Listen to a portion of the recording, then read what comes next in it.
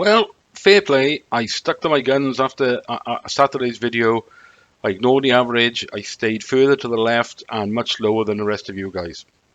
And didn't that bite me in the arse? Zone 3, outer part of Zone 3, nearer Zone 4. Still well inside Zone 3. Yeah, I mean, I left it there Saturday because I said I wasn't convinced of a better place to go. I didn't want to move it for the sake of moving it when I didn't really know where else to go. So I just left my one cross where it was. I got to be honest, as high as they've gone there, I mean, I've just briefly looked at the judging, and they are clumped around all sort of around that sort of same area, but apart from one or two weird ones. But if I'd had 100 free crosses, personally, I would have never have gone that high. I can't see him looking as high as that. But a lot of you guys did, and nearly all the judges did. So, yeah, slap on the wrist for me for that one. But, what can you do? What can you do? If I'd moved my cross on Saturday just because other people had gone higher or where the thing was, and it had turned out that, I'd moved away from the winning cross, like a few of you have done many times, then I'd have felt even worse. As it is, I'm fine. Just Zone 3. Let's have a look at what the judges did then, because I've referred to them, but let's have a look at the video. So here we are. Here's the judges' crosses. 8 judges this week. Matt's in charge again. This is what I was talking about just now. Is it relatively clustered around here? There's one up there. There's 3 sort of here, 2 here, all around this sort of cross. One down here. I'm not convinced never convinced they were going to go that low because it would be too close to that player. Though I still think it could be in both of their line of sight, so I didn't have an issue with that. This one over here on the left, not too convinced with because I don't think that makes sense from the player at the back there. And not only that, for that to be, the winning cross, you might think he's looking there, but for that to be the winning cross, then half of the judges would have had to been over here to the left, and I don't think that was ever going to happen. So I don't think that one there was a very well thought out cross. And I don't think any of us on Saturday's average video were that far to the left. We were all sort of over this area. Well, I say we, you, not me. But yeah, I don't know yet if they've taken any out. So what should they take out? Definitely that one over there. That's got to come out. That's because that's nonsense. This one down here, possibly, but it does balance out that top one up there. But then again, the cluster's nearer than that one. So I think they'll definitely take that one out. Not too sure about that bottom one. Let me skip to the end and see what happens. Yeah, they just took that one on the left out and kept that bottom one in there because, like I said, it sort of balances out that top one really. So it would still, it's roughly around the same. So I mean, they are clustered. Even if you ignore the outer 2, you've still got 5 here clustered around this area. So. Whether I agree with where the winning cross was or not, I think most of the judging was consistent in that they'd gone around a similar area. If you drew a circle around there, so if you know what I mean. I'm not saying it was brilliant. What I'm saying is it was consistent because they all gone roughly the same place. But I got to be honest, I would never have gone there. I never would have thought it was as high as that. Right, let's have a look at this week's picture then. Right, well, here's my one cross that I did yesterday, I think it was. Might have been yesterday. Well, it only came out yesterday, so it couldn't have been before that. I do so much stuff, I can never remember when I've done stuff. So, what have I gone? Why have I gone there? Now, what bothers me is it's too neat and tidy between the top of the picture and the player's head. So that does bother. I shouldn't think that way, but it's like, no, that's too convenient. But then when I look at the fella down here on the left, he is looking quite steep, isn't he? Look at the white under his eyes. He's quite steep because he looks like he's jostling for it. What a lovely word, jostling. And so does this guy, like as if it's, I don't know if it's coming to them and they're both jostling for it. But he's looking steep as well because he's got a lot of white under his eyes. I don't think he's looking up through his eyelids like some of the judges think, but some of them I think will go there. Some of them will go higher up here to the right, much further to the right of the cross, as they do. But then I think some will go further left as well. So I'm going to draw some lines. So I've drawn one up there like that because that sort of looked okay for me.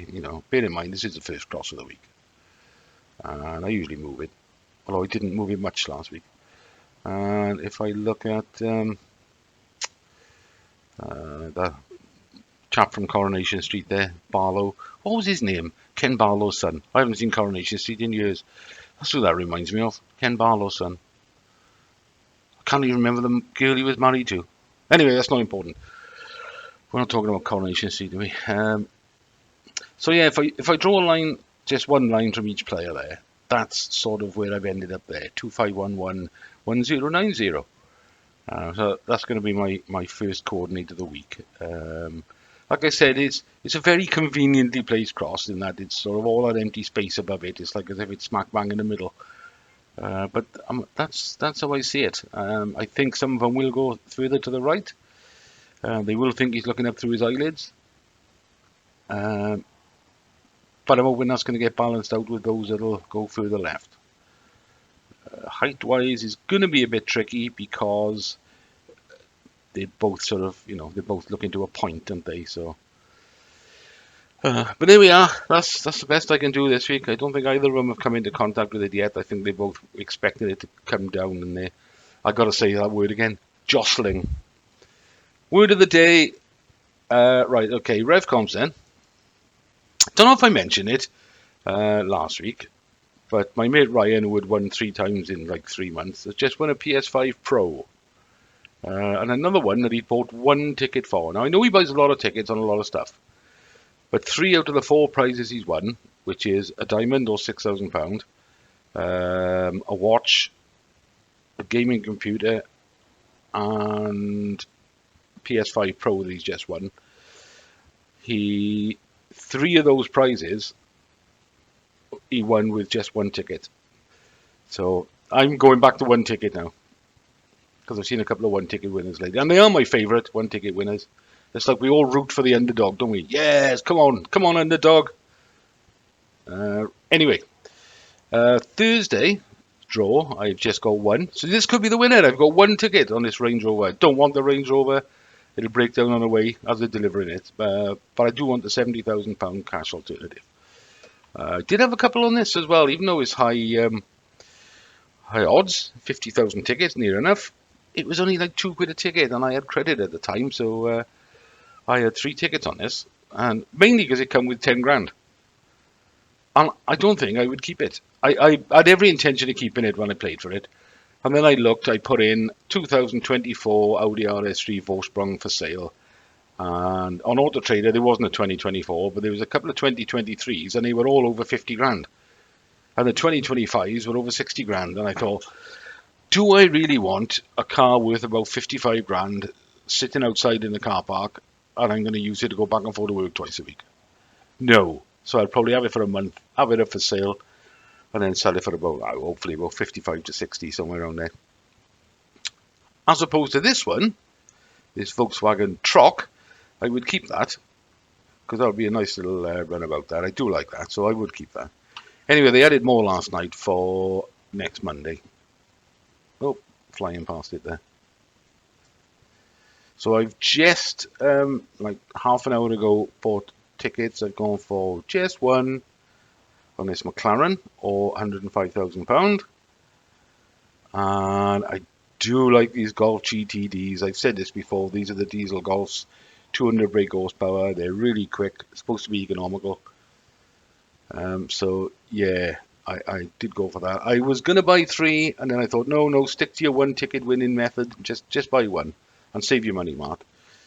So I just had 1 on there. I didn't bother with this because I wouldn't have kept it, and it was 13 quid a ticket. This is 20 quid a ticket, so I ruled that out as well. And only 4 cars on next Monday, which is surprising. It's usually about 5, isn't it? Anyway, auto draws. So I'm on this Wrangler tonight. Got 1. Now, before I was going back to 1 ticket, I bought 3 tickets on this Polo. I then since bought another 3. So now I've got 6 tickets on this Polo for tomorrow night. I may have ruined it by buying 6, but there we are. Like I said, it's another cracking car. And the weird thing is, every time I look at these cars on here, I go onto moneysupermarket.com, insurance comparison websites, just to see what the running costs are, what the insurance would be. And I put this in with my no claims bonus, and it come back as something like fully comp with commuting back and forth to work. I think it was about £330 a year, something like that. But then I remembered, I can't have it on two cars, can I? I'm using my no claims bonus on my camper van, and you can't have it on two vehicles. Although some will match it, but it doesn't actually count as no claims bonus. You have to earn it separately on a different car. So I run it back through again with no claims bonus whatsoever, and it was only about £90 a year dearer. Some of the figures are coming back as like 420. And I thought, well, that's surprising. I thought, normally you get about 60% off or 70% off the insurance. So I thought it's going to be, double the price at least. I thought it'd be £600-700. But no, it wasn't. It was only about 90 quid more. So, don't know how that works. Jeep Compass. Yeah, I got one on that. I had to have one on that. That's why I say I'm a sucker for these auto draws, because the prices are always cheap.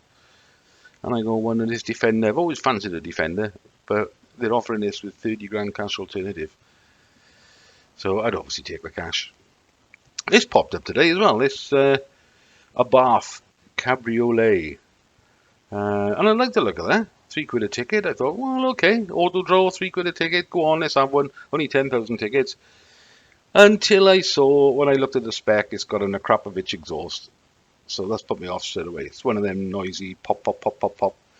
I can't be dealing with that. I'm too old to be driving around in the cars going pop, pop, pop. I am the pop. Right. So no, I'm not going to bother with that.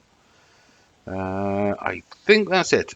It's not the end of the month yet, is it? No, good God, no. It's only the 13th now. So no Auto Trader then. All right, well, that's it from me then. So let me know how you got on, guys, because I know a lot of you went a lot higher than I did and to the right. Our average was more or less under the winning cross, but a fair bit lower. So we were sort of all right in one direction, but not on the height. And I know quite a few of you had gone higher. So I'm expecting some zone ones out there today. So let me know how you got on and leave a coordinate for Saturday then, so we can have a look what you guys are thinking. In the meantime, good luck everyone.